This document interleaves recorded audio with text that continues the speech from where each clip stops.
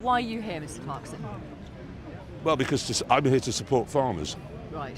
Are you angry? It's difficult to be angry on somebody else's behalf. That's like being... Yes, no, I'm not angry on someone else's behalf. So one of the reasons Rachel Reeves says she brought this in is to stop wealthy people using it as a way No, of that was the avoiding- only reason she did. Well, Why no, the other reason was to raise money for public services. It's not the fact that I bought a farm to avoid inheritance tax. The fact. You told the Sunday Times in 2021 that's why you bought it. These people. Sorry? BBC. Jeremy Clarkson just dropped a bombshell on live TV, and Keir Starmer's reaction says it all. The former Top Gear host didn't hold back, calling out Starmer's leadership in a way that's left the nation buzzing. Before we move on, I'd like to ask you a small favor. If you appreciate this content, please take a second to like this video and subscribe to the channel. Over 98% of you watch the videos without subscribing. It costs you nothing, but it makes a huge difference to us. So, did you click the subscribe button? Great. Thank you so much. Now back to the video, but what exactly did Clarkson say that's got everyone talking? And more importantly, how will this impact Starmer's political future? The answer might surprise you. Jeremy Clarkson's transformation from Top Gear petrolhead to farming crusader has caught many by surprise. The real reason I bought the farm was because I wanted to shoot. So I thought if I told a bunch of people that I'd bought a farm so I could shoot pheasants, if she'd have wanted to take out the likes of James Dyson and investment bankers and so on, she would have used a sniper's rifle. But she's used a blunderbuss and she's hit all this lot. The real reason I bought it is because I wanted to shoot. But you oppose what the government's proposing? Oh God, yes. I mean, as I've said in the past, it might look bad, so I thought I'd better come up with another excuse. I said, well, inheritance tax. I actually didn't know about inheritance tax until after I'd bought it. Right. I didn't mind. The man once known for his love of fast cars and controversial quips is now knee-deep in the world of agriculture. And he's not afraid to get his hands dirty. Clarkson's diddly squat farm has become more than just a personal project. It's turned into a platform for the outspoken presenter to champion the cause of British farmers. His Amazon series, Clarkson's Farm, has thrust agricultural issues into the mainstream, giving viewers a raw look at the challenges faced by those who work the land. It's Harry from The Sun. Yeah. Well, I wanted to come along and support farmers. How do you think it's went? Well, I mean, it's too big a crowd to have a march, so that's... I mean, a lot of farmers today, let's not forget, are on gritting duties. Yeah. I know two who weren't able to be here today because they feel obliged to clear the roads of snow. No, subtler. Subtler. What it is, it's a fine column for perhaps next Saturday. How many people do you reckon was out there? You can see back there. Yeah, there's a big old crowd, but we knew there would be.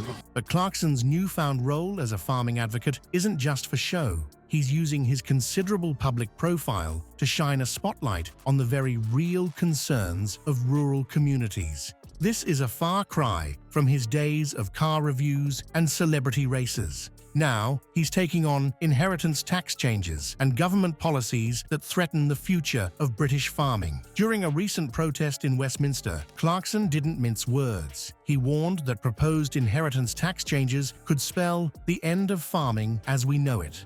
This isn't just hyperbole from a man known for his colorful language. It's a stark assessment of the financial pressures facing farmers across the country. Clarkson's message has resonated with many in the agricultural community. Farmers who once might have rolled their eyes at the former Top Gear host are now rallying behind him. They see Clarkson as someone who can amplify their voices and bring their concerns to a national audience. But it's not just farmers Clarkson is addressing. His recent column in The Sun took aim at Labour leader Keir Starmer, criticizing his leadership style and accusing him of alienating rural voters. Clarkson argues that Starmer doesn't speak from the heart and has made missteps that show a disconnect with rural issues. This brings us to Clarkson's warning to Starmer.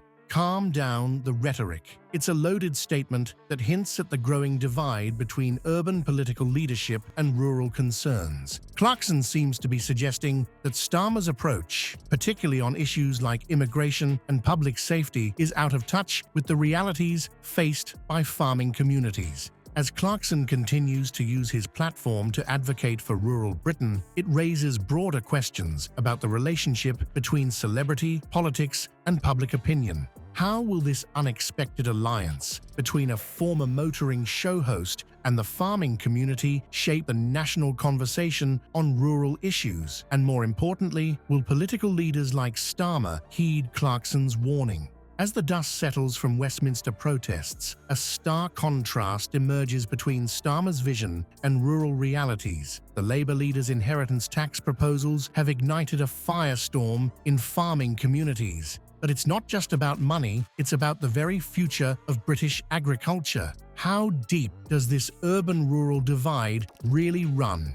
Keir Starmer's background as a former human rights lawyer and director of public prosecutions has shaped his political approach, but this urban-centric experience has left many questioning his understanding of rural issues. Starmer's recent statements on immigration and public safety seem to resonate more with city dwellers than those tending to Britain's fields. The Labour leader's announcement of plans for a standing army of specialist officers has raised eyebrows in rural areas. Starmer declared, "We will have a standing army of specialist officers, public duty officers, so we will have enough to deal with this where we need them." While this might sound reassuring to urban voters concerned about civil unrest, it's left many in farming communities scratching their heads. The disconnect between Starmer's rhetoric and rural concerns is perhaps most evident in the controversy surrounding inheritance tax changes. Despite Starmer's insistence that the vast majority of farms will be unaffected, the farming community isn't buying it. The National Farmers Union has labeled the proposed changes as disastrous, with estimates suggesting up to 70,000 farms could be impacted.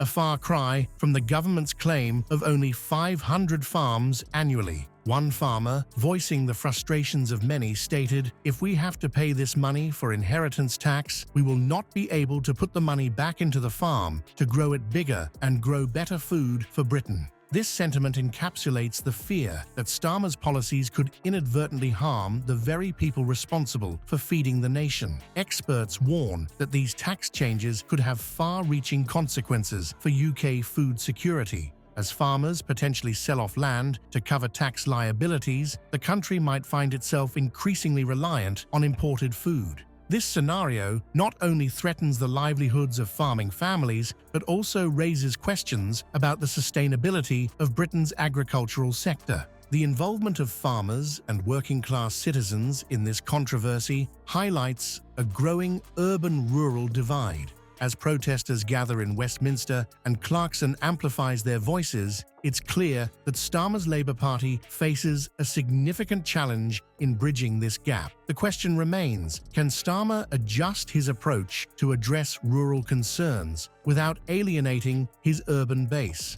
As this clash of perspectives unfolds, it raises broader implications for British society and politics. Will the UK see a further polarization between urban and rural voters? And how might this divide shape the future of political representation and policy-making in Britain? The growing divide between political leadership and rural Britain is reaching a critical point. Jeremy Clarkson's warning to Keir Starmer isn't just about rhetoric, it's a wake-up call to the stark realities facing British farmers. With up to 70,000 farms potentially affected by proposed inheritance tax changes, the future of UK agriculture hangs in the balance. This urban-rural clash could reshape British society and politics for years to come. If farmers are forced to sell off land to cover tax bills, we might see a dramatic shift in our food security. The UK could become increasingly reliant on imports, undermining the very foundation of our agricultural heritage. But there's more at stake than just food production. This divide threatens to further polarize the electorate, widening the gap between urban and rural voters. It raises uncomfortable questions about political representation. Are our leaders truly in touch with the concerns of all citizens, or are they becoming increasingly disconnected from rural realities? As we look to the future, one question looms large. Can the UK find a way to bridge this growing divide, or are we heading towards a two Britons scenario, one urban, one rural, each feeling misunderstood and unrepresented by the other?